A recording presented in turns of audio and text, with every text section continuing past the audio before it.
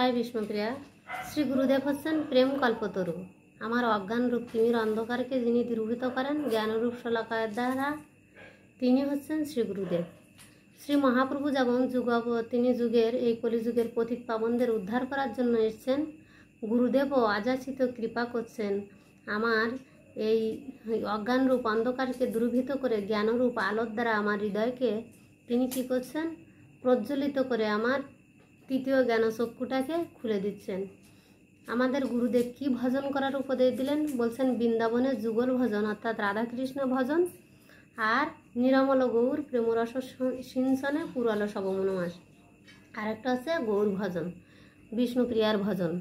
তাহলে নবদ্বীপের ঈশ্বরী আছে বিষ্ণুপ্রিয়া দেবী, আর ব্রজেশ্বরী শ্রীমতী রাধারানী দেবী।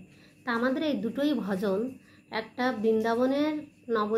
বৃন্দাবনের যোগপীঠ, একটা নবদ্বীপের যোগপীঠ।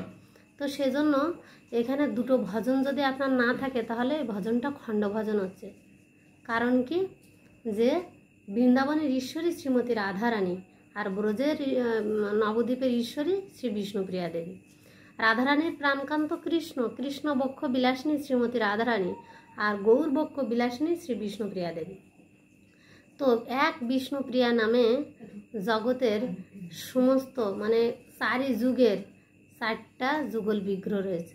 গতদিন আমার একটা ভিডিওতে আমি কথা বলেছি যে এই বিষ্ণুপ্রিয়া, বিষ্ণু মানে সেই শ্রীকৃষ্ণ নারায়ণ, তিনি হচ্ছেন রাম, তিনি হচ্ছেন কৃষ্ণ, তিনি হচ্ছেন গৌরহরি। প্রিয়া মানে কি? শ্রী শব্দের অর্থ কি? যে ভগবানের আগে শ্রী, তার প্রিয়া। তো এখানে শ্রীকৃষ্ণ বললে শ্রীকৃষ্ণ আর রাধারানীকে বোঝানো। শ্রী শব্দের অর্থ আছে শ্রীমতী রাধারানী। শ্রীরাম যখন বলা আছে, শ্রী শব্দের অর্থ শ্রী সীতা দেবী। শ্রী নারায়ণ যখন বলা আছে, নারায়ণের শ্রীটা হচ্ছে কে? লক্ষ্মী দেবী। আর আপনার কে? শ্রী গৌর, তাহলে গৌরের আগে যে শ্রীটা, এটা হচ্ছে বিষ্ণুপ্রিয়া দেবী।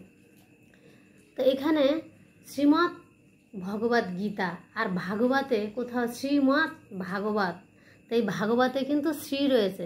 এই শ্রীটা হচ্ছে কি? শ্রীমতী রাধারানী। কারণ ভাগবতে কোথাও কিন্তু রাধারানীর কথা উল্লেখ করা হয়নি, গীতায় কোথাও কিন্তু ওইভাবে রাধারানীর কথা উল্লেখ করা হয়নি। কিন্তু তার মানে কি আমরা রাধারানীর নাম করব না? ভাগবতে কি 18 অধ্যায় 18,000 শ্লোকের মধ্যে কি কোথাও রাধারানীর নাম বলা হয়েছে? বলা হয়নি। তো এখানে এগুলো হচ্ছে ভজন। এই ভজনটা কোথার থেকে শিখবেন? বলছেন যে গুরু আনুগত্যের ভজন। গুরুদেব আপনাকে যেটা উপদেশ করবেন আপনার জন্য ওটাই সার বস্তু।